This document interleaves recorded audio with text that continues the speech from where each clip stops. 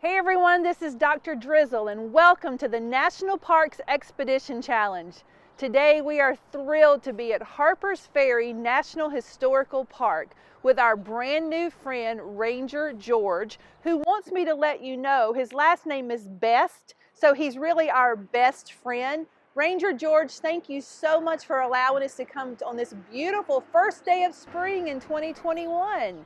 Wow, you have a beautiful place to work at. That I do. I'm very lucky. So how did you come to this park? Kind of by accident.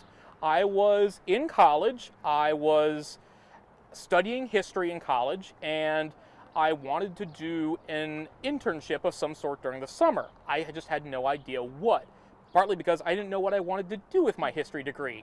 I would tell people I'm majoring in history, and they would be like, "So what are you going to do, teach?"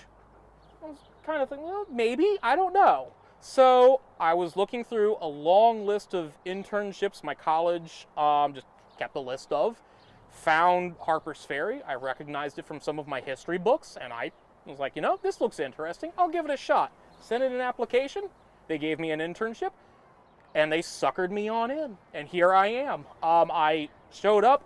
I learned what the Park Service does, what it's like to be a park ranger. I was still, a college intern, but I loved it, and I guess I did a good job because they brought me back as a seasonal park ranger the very next year, and here I am, nearly 11 years later, a permanent employee of the National Park Service. Well, we are so glad that they hired you and you had that interest, and that's important for our kids to know that when they're in college, they may not always know what they want to do. But checking out internships and externships will be a very good thing. So we're at a historical park, like a historical national park. So tell us a little bit about Harpers Ferry. And I know there's a lot to be told, but give us a little idea about Harpers Ferry. All right, well, Harpers Ferry has all kinds of history I could talk about for all day long, but since you want the nutshell version, we'll do that. So, Harpers Ferry story begins really with a man named Robert Harper. And I think you can probably guess what he did here. Right. He ran a ferry. Robert Harper arrived here in 1747. He ran the ferry boat across the Potomac and Shenandoah rivers just off this direction. He built a house just up on the hill over here, still there, our oldest structure in Harpers Ferry, finished in 1782. And he also built a sawmill and a grist mill, and the town of Harpers Ferry was founded. Full title originally, Mr. Harpers Ferry at the Falls of the Shenandoah. That was too long, so we shortened it to Harpers Ferry. And then sometime in the 20th century, we got lazy and quit putting the apostrophe in there.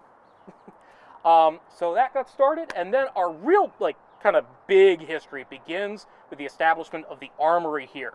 It was a federally owned and operated weapons factory for the Army, the Navy, and the Marine Corps. And it was set up right behind me here. And that ran from about 1800 until 1861 and produced over 600,000 weapons for the military. Actually, we're standing next to the only surviving building from that armory, John Brown's Fort. We'll talk about him in a second. This was built in 1848. It was originally just the armory's fire engine house. Got to have somewhere to store the water pumps and the hoses. That's what this was. We also have extensive African-American history here. People were enslaved here. There was a decent-sized free African-American population here as well.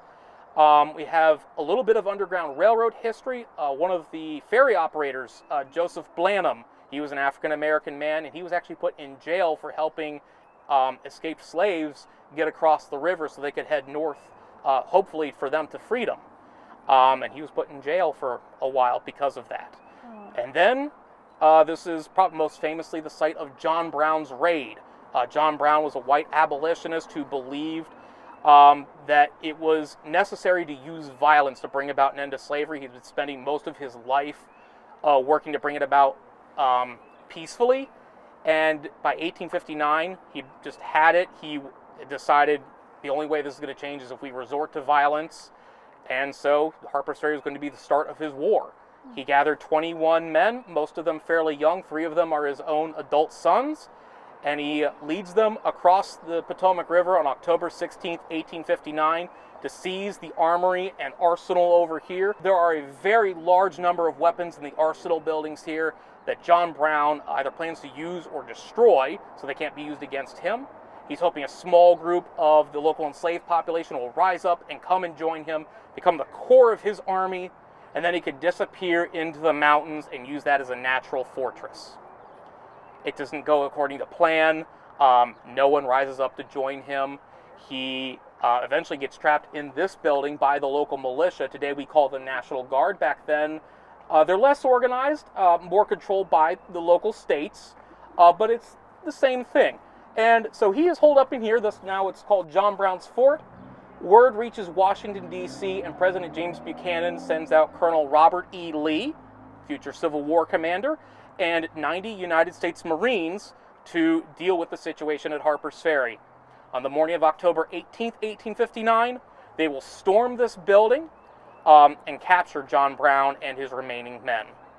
He is taken down the road to Charlestown. The courthouse still stands, put on trial. He is found guilty of murder, treason, and inciting a slave rebellion, and he's sentenced to hang, which he does on December 2nd, 1859.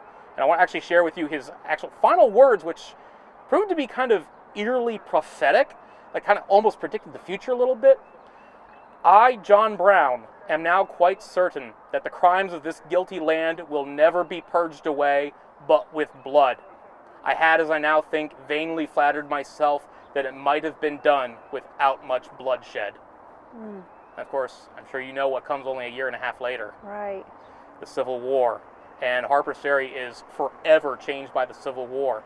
In 1860, according to the census, between Harpers Ferry and the neighboring town of Bolivar, we got about 3,000 people living in this little corner of what will be West Virginia. We're in Virginia at the time. And the big kind of beating heart of the whole thing is the armory. And on April 12th, 1861, shots are fired at Fort Sumter. Within that week, Virginia votes to leave the United States and join the Confederacy. And the small group of U.S. Army soldiers stationed here, well, they're facing down several hundred Virginia militia, soon-to-be Confederate soldiers who want to take the armory, and they don't want to just kind of turn this into a little Alamo situation, just kind of hole up in the fort and fight to the death. They blow it up, and they go across the river and leave. The fire was so bright, it was said that every rock and tree on the surrounding mountains could be seen as bright as day. And now the armory buildings, they will put out those fires fairly quickly. These arsenal buildings over here behind us, they actually burned for quite a while, and the fires were so hot they couldn't get close to them. And there are just bits of mangled and charred bits of metal down in there from the old guns that have been in storage in those buildings. Nearly 15,000 weapons just destroyed. The surviving machines are taken down to Richmond, Virginia, and Fayetteville, North Carolina. The Confederacy will use them after cleaning them up a little bit to produce weapons for their own army. And then throughout the rest of the Civil War, this town will change hands 8 times. We are the site of several different battles. So this was the site of the largest surrender of U.S. Army soldiers prior to World War II. From September 12th to the 15th, the Battle of 1862, the Battle of Harpers Ferry raged, part of a larger campaign. Robert E. Lee was fighting in Maryland that would lead to the gruesome Battle of Antietam. And just before that, he surrounds Harpers Ferry to take out the Union Army garrison here. And on September 15th, 1862, the Union soldiers are running out of ammunition. Most of them are brand new soldiers. They barely know what they're really doing. And not wanting to command over a slaughter, their commander, Dixon Miles, puts up the white flag. Unfortunately for Colonel Miles, he will actually get hit with one of the final shots of this battle and die. But these 12,500 soldiers will lay down their weapons and then be shipped off to Chicago, so where they will wait until they are exchanged for an equal number of Confederate prisoners. And then they will actually later on redeem themselves at Gettysburg, also a national park. So definitely go to Gettysburg and check out their stories too. And then Union Army reoccupies Harpers Ferry. The soldiers leave all kinds of graffiti all over the buildings. Many of the people who had lived here had long left. These buildings are fairly empty. They bear the scars of battles, whether bullet holes, just people messing around with them, cannonballs, all that stuff. After the Civil War, Harpers Ferry never really recovers. Some industry does return to the area. Kind of the big thing that happens, though, in 1867, we have established just up the hill over here, Storer College. It's named after a man named John Storer from Maine. He had donated a large amount of money to start a college here in Harpers Ferry, now West Virginia. That state became formed during the Civil War. And the rules for the school are it has to be open to everybody, regardless of race, their religion, or their gender. So men and women, didn't matter if you're Protestant, Catholic, Jewish, anything, black or white, anyone could attend. Functionally, though, it was an African-American school. For a long time, that is all who attended. And for a little while there, it is either former enslaved people just trying to learn their basic ABCs and their math, and then later on, actually people learning how to become teachers themselves. Some of the graduates of this school actually go on to become relatively prominent within the African-American community. We have the first African-American lawyer of West Virginia attended this school. Don Redmond, the little giant of jazz, attended this school. Nnamdi Ezekwe, the first democratically elected president of Nigeria, attended Storer College. So it's fairly well connected. It is the site of an early civil rights movement known as the Niagara Movement, led by W.E.B. Du Bois. They will come here in 1906, and they will actually have an entire day dedicated to John Brown in his memory, come out to this building, and walk. Now, it's at a very different location. This building moved around several times. They walked around it several times, singing John Brown's body lies a moldering in the grave, but his soul goes marching on. Now, I also mentioned there were several factories that did get built up here after the war. We had a paper factory, a pulp factory. The ruins of some of these are still standing. The power mill actually ran until the early 1990s. That's just down the road over here. But they never really get a chance to do very well. Harpers Ferry is, well, being next to two rivers, you get a lot of flooding. And flooding was just always been a part of Harpers Ferry's history. But because of the Civil War, and then especially after the Civil War, a lot of the trees are just chopped down. Now, there are already a lot of the trees missing because people were farming, that kind of thing. During the Civil War, what trees were around, if they needed to stick their cannons up there, well, kind of hard to shoot those if you don't have trees in the way, so they chopped them down. And then after the war, the whole Shenandoah Valley, which we're the very start of, big lumber industry. So they're just chopping the trees down, and that causes immense erosion, and there's nothing to suck up all the rainwater and the snow melt. And so we just get flood after flood, and these are truly devastating floods. One of the deadliest is a flash flood in 1870. We got others. 1924 completely wipes out the community of Virginius Island, also part of the park today. Today there are only ruins. Another one in 1936 was 36.5 feet deep. We'd have been standing completely underwater where we are right now and just being washed away. And those floods have left immense scars on Harpers Ferry, which is why today we don't have a population of 3,000 people. Harpers Ferry proper has maybe a little over 300 people living in it, and most of them are living up the hill away from all the flood areas. So, talking about the flooding, so we've gone from the history of this that led into some industry and innovation, and then the whole idea of weathering and erosion. So that's more innovation in a way, because what do you do now about the flooding? Do you guys have any things in place to help with the immense rains? How does this little area not get flooded now? Well, actually, one of the best things that's happened, especially the last 70 years or so, the trees have grown back. If you look at the surrounding mountains, they're covered in trees. If you look at historic photographs, a lot fewer trees.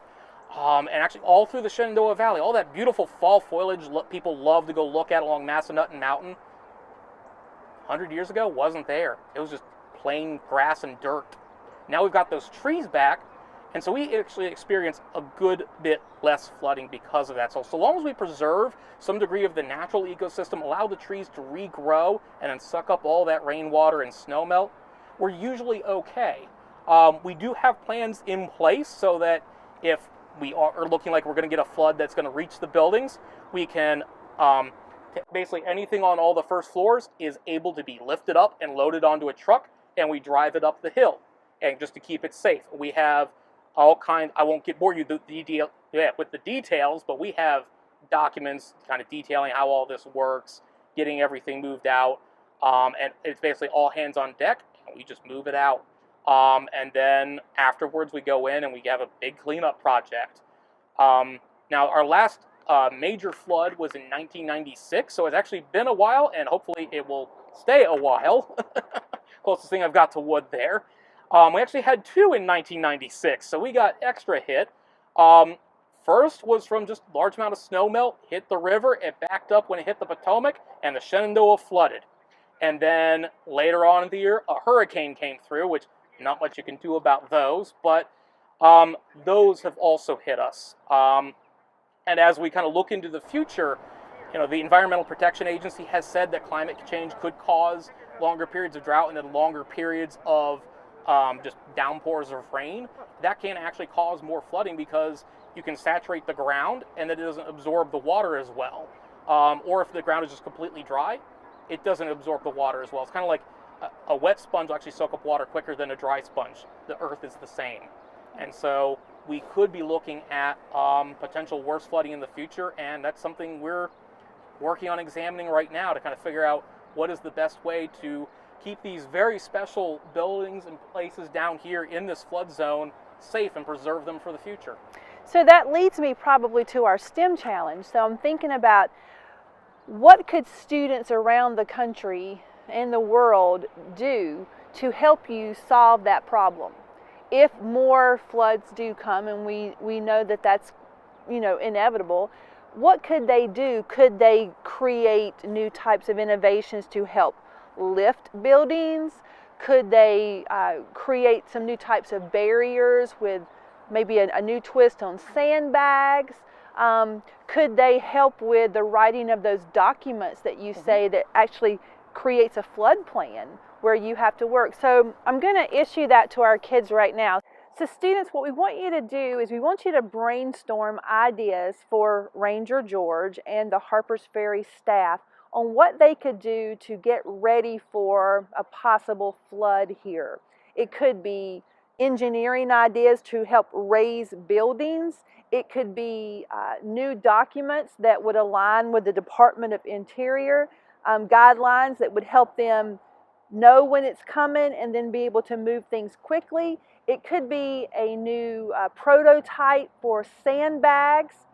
I mean, tons of things that they could think about here. And the reason we like you solving the problems is that you guys don't have any preconceived ideas. When we know that when we work with our students, you guys will try anything, and these guys are ready to hear it. Now, we did talk just a moment off camera that there are a lot of guidelines that they would have to follow to make sure that things are safe, but that's going to be their problem, all right? You're going to come up with the ideas, and then we're going to share those on social media at Dacia92, hashtag NatParkChallenge. We want to share with them too, because once you do all of your work, I'm going to put it on them. They're going to have homework. He's graduated from college, but we're going to put him back to work with homework. So I think this will be a good win-win situation. The kids are going to get to practice their engineering design skills and possibly come up with a way to help you. Now, here's the cool thing about this. As you work to help Harpers Ferry, these are also ideas that you could implement in your own community. So if you live in an area that floods regularly, this is something you'll be able to share with your Chamber of Commerce, with your commissioners, with your town leadership, because you are the next best idea in innovation. So Ranger George, we've had a wonderful time talking with you, but if you've got a little bit more time, can we just sort of walk around and point out a few more things? Absolutely. All right, let's go. Now, another big secret, several times this has been moved, first to Chicago for the World's Fair, then a couple other different places around Harpers Ferry. Most of the time when they moved it, they took it apart brick by brick, numbered all the bricks, and put it back together.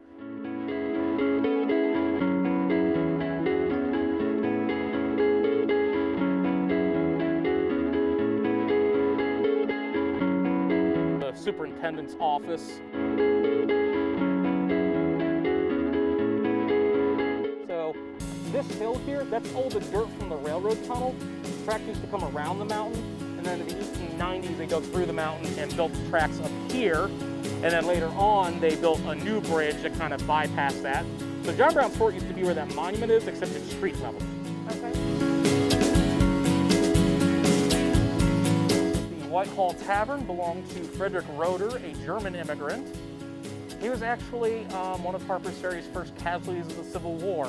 Bullet ricochets off the building. He ends up getting shot in the stomach. He lived in the house just on the other side of this was just around the block. So his backyard is kind of between those two buildings. His daughter finds him and he dies in the back porch in her arms. Yeah. Meriwether Lewis got all his, most of his supplies for the Lewis and Clark expedition here at Harpers Ferry from the Armory. Nice.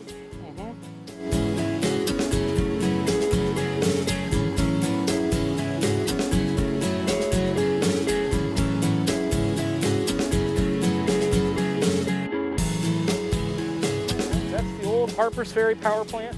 Originally, so that is built on the foundations of the Armory's rolling mill. And then it was the Potomac Paper Company, and then it became the Harpers Ferry power plant. Now, Harpers Ferry did continue on as a bit of a tourist attraction. There actually used to be an amusement park not too far from here on one of these little islands. It was just called Island Park.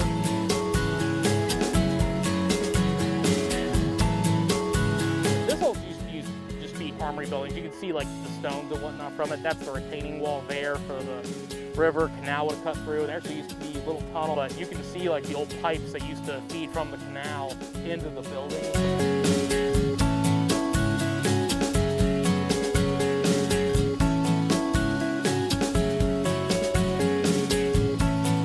Frederick Roeder, that was his house and his confectionery, and he died on that back porch.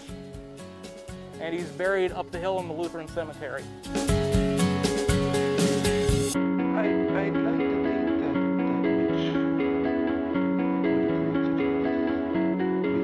Yeah, considering it's been hit with floods and war and just the ravages of time, it's done pretty well. The park was established in 1944 on paper as Harpers Ferry National Monument. Started acquiring property in the early 50s. Originally focused just around the John Brown Ray, but have very quickly expanded. And most of we call this the lower town area. That was kind of the original chunk of the park.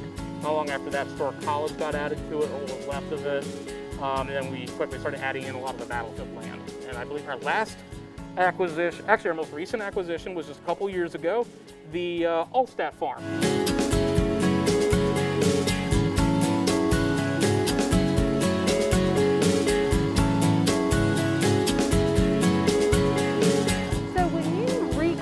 These places.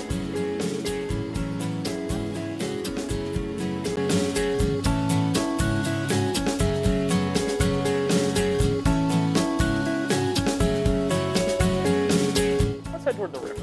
Okay. These are the floods we actually have recorded depths of. All of them have been since the Civil War, but there have been flooding before that, but that shows exactly how deep each of them got.